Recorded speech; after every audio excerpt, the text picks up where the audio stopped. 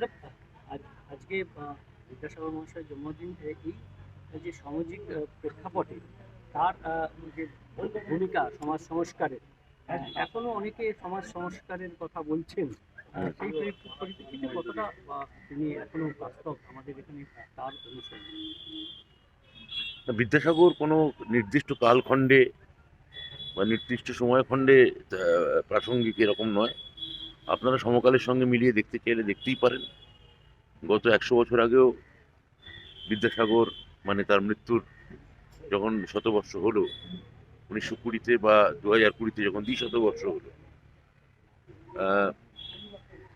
তখনও তিনি প্রাসঙ্গিক। আবার 3020 সালেও বঙ্গজীবন যদি থাকে, বাঙালি জীবন যদি থাকে, তখনও তিনি প্রাসঙ্গিক, সচল এবং তাৎপর্যপূর্ণ এবং জঙ্গম থাকবেন। অবশেষে আদালতের যে নির্দেশ ছিল, আপার প্রাইমারি বিজ্ঞপ্তি জারি হয়েছে, মেধা তালিকার প্রকাশ হয়েছে। নিয়োগ কি পুজোর আগে হবে না নিয়োগের প্রক্রিয়া? এটা তো পুরো উত্তর এসএসসির এর খুঁটিনাটি বলবে।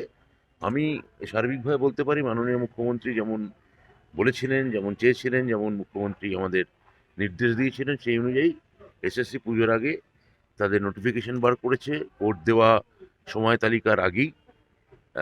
এবং কাউন্সিলিংয়ের কাজ শুরু হয়ে যাবে। কবে এটা প্রক্রিয়া সম্পন্ন হবে, এর বিস্তারিত জানতে চাইলে এসএসসির সঙ্গে আপনারা কথা বলুন।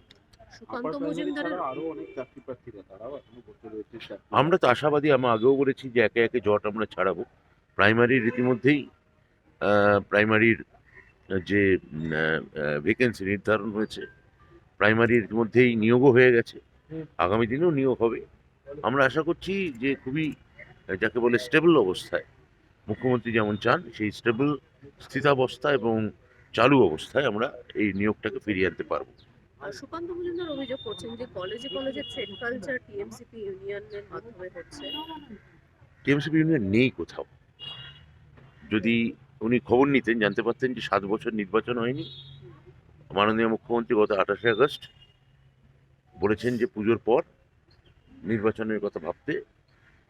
ফলে যেখানে ইউনিয়ন নেই সেখানে থ্রেড কালচারের প্রশ্ন উঠছে কোত্থেকে? ওটা উনি বলেছেন যে ইউনিয়ন নেই, নির্বাচন হচ্ছে না, কিন্তু ইউনিয়ন তাও বকলমে রয়েছে টিএমসিপির। আমি বলবো যে উনি ওনার সভাপতি হিসেবে এবিভিপি, ওনার যে ছাত্র সংগঠন, সেটাকে মজবুত করুন। টিএমসিপি যে কাজ করছে বা করছে না সেটা নিয়ে ওনার একটা নিজস্ব মতামত থাকতেই পারে, উনি বলতেও পারেন। তার সত্য থেকে বেশ কয়েক যোজন দূরে।